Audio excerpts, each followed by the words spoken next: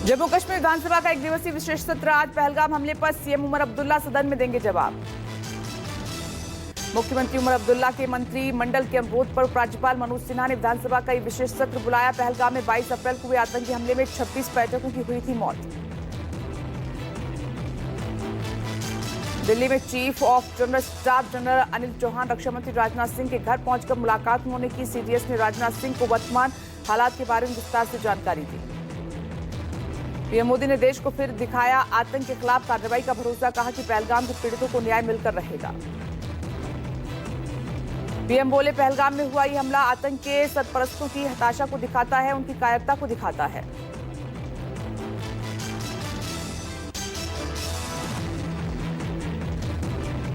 सपा अध्यक्ष अखिलेश यादव ने पहलगाम हमले को लेकर सरकार से पूछे सवाल। कहा कि देश जानना चाहता है कि आतंकी यहां कैसे पहुंचे।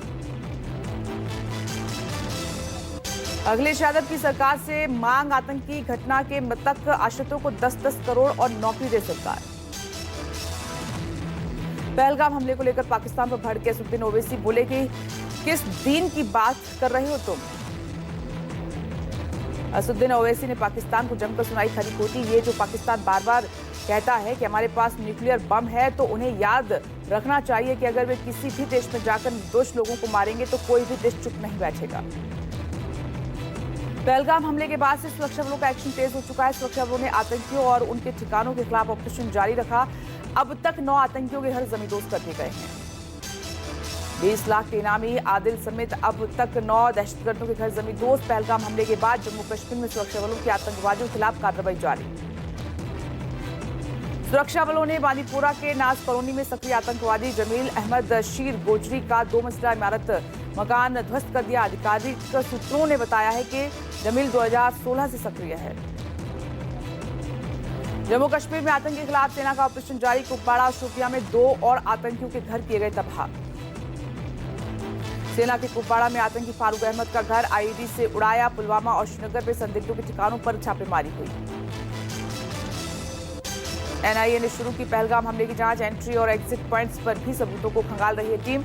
हमले से जुड़े आतंकी मॉड्यूल्स, स्थानीय नेटवर्क और संभावित स्लीपर सेल्स की भूमिका की भी बारीकी से कर रही है जांच।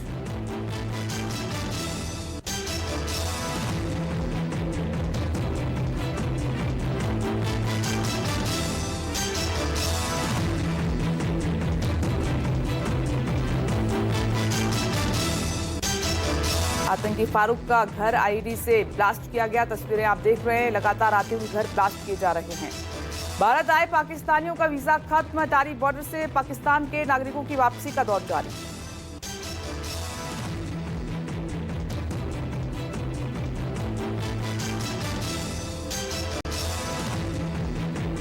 मेडिकल वीजा धारकों को 29 अप्रैल तक भारत छोड़ना होगा। तय समय पर भारत नहीं छोड़ने पर पाकिस्तानी नागरिकों पर होगी कानूनी कार्रवाई। पाकिस्तान ने फिर तोड़ा सीज फायर। बीती रात पाकिस्तानी सेना ने एलओसी पर फिर से की गोलीबारी। भारत आए पाकिस्तानियों के वीजा खत्म। 26 अप्रैल को 13 राजनयिकों और अधिकारियों सहित कुल 342 लोग अटारी वाघा सीमा के माध्यम से पाकिस्तान से लौटे। महाराष्ट्र में सबसे ज्यादा संख्या में पाकिस्तानी नागरिकों के पास हैं short term visa. Short term visa वाले 1000 पाकिस्तानी नागरिकों को भारत छोड़ने का आदेश है। महाराष्ट्र में करीब 5050 पाकिस्तानी नागरिक रह रहे हैं। उनमें से ज्यादातर लॉन्ग टर्म वीजा पर हैं।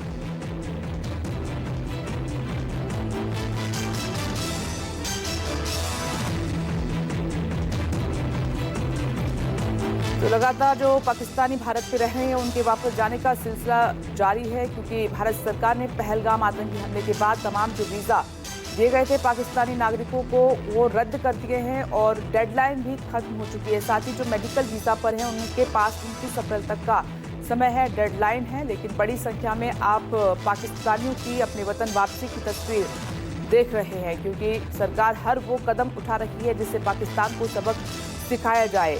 अगर आप हमारे लोगों पर इस तरीके से कायराना हमला करेंगे, अपने जो आतंकी पाले हुए उनके द्वारा निहत्थे भारतीयों पर हमला करेंगे, उनका नरसंहार करेंगे, तो भारत चुप नहीं बैठेगा। ये इसी की एक वानगी, एक उसी का जवाब आप देख रहे हैं। बड़ी संख्या में पाकिस्तानियों का वापसी का सिलसिला जारी है। टारी वाघा बॉर्डर की ये तस्वीरें हम आपको लगातार दिखा रहे हैं। वहाँ पर हर रोज़ इसी तरीके से बड़ी संख्या में लोग जो भारत में रह रहे हैं, जो अलग अलग वीज़ा लेकर आए थे, चाहे वो स्टडी का वीज़ा हो, मेडिकल वीज़ा हो, क्योंकि बड़ी संख्या में मेडिकल वीज़ा पर भी पाकिस्तान से लोग हिंदुस्तान में इलाज कराने के लिए पहुंचते हैं। दारीवागा बॉर्डर पर अभी इस वक्त इसी तरीके की तस्वीरें बनी हुई हैं। जितने भी पाकिस्तानी लॉन्ग टर्म, क्योंकि ज़्यादातर संख्या जो है वो लॉन्ग टर्म वीज़ा की है, वो भारत में आए थे, लेकिन उन्हें अब अपने वतन पाकिस्तान लौटना होगा और इसका खुद जिम्मेदार पाकिस्तान है, वहाँ की सरकार है जो लगातार आतंक को पाल रही है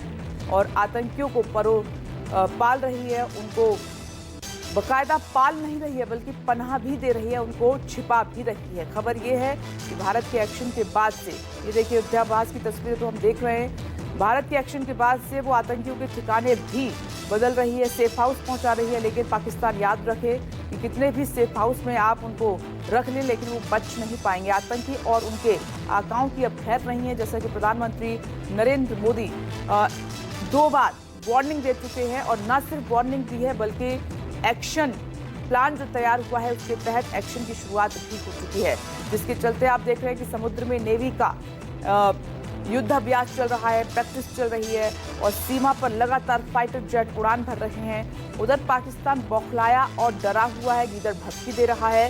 सिंधु का पानी रोके जाने की बात पर आप देख रहे हैं वहाँ के रेल मंत्री हों, रक्षा मंत्री हों, बिलावल भुट्टो की हम बात करें, वो ऐसी बातें बोल रहे हैं जो साफ तौर पर दर्शाता है, साफ तौर पर दिखाता है कि ये पाकिस्तान की बेचैनी है, ये पाकिस्तान का डर है, क्योंकि हिंदुस्तान से पाकिस्तान का कभी कोई मुकाबला न था न होगा। भारत हर हाल में पाकिस्तान से आगे है और ऐसा नहीं है, इंटरनेशनल प्लेटफॉर्म से भी पाकिस्तान को कई बार वार्निंग दी गई, कई बार चेताया गया कि आतंकवाद को पाकिस्तान पालना छोड़ दे, कि इससे न सिर्फ दूसरों का बुरा हो रहा है बल्कि एक दिन खुद पाकिस्तान इस आतंकी आग में जलकर खाक हो जाएगा। लेकिन पाकिस्तान है कि संभलने के लिए तैयार नहीं है, क्योंकि पाकिस्तान निर्भर है इन आतंक के आकाओं पर और वहाँ के सेना चीफ जिनको बातें करनी चाहिए इस तरीके की कि दोनों देशों के बीच में संबंध अच्छे हों, लेकिन उनके बयानों से लगता नहीं है कि संबंध अच्छे होंगे। भारत आए पाकिस्तानियों का वीजा खत्म हो गया है। 26 अप्रैल को 13 राजनयिकों और अधिकारियों सहित कुल 342 लोग अटारी वाघा सीमा के माध्यम से पाकिस्तान से लौटे। महाराष्ट्र में सबसे ज्यादा संख्या में पाकिस्तानी नागरिकों के पास है शॉर्ट टर्म वीजा और शॉर्ट टर्म वीजा वाले 1000 पाकिस्तानी नागरिकों को भारत छोड़ने का आदेश है।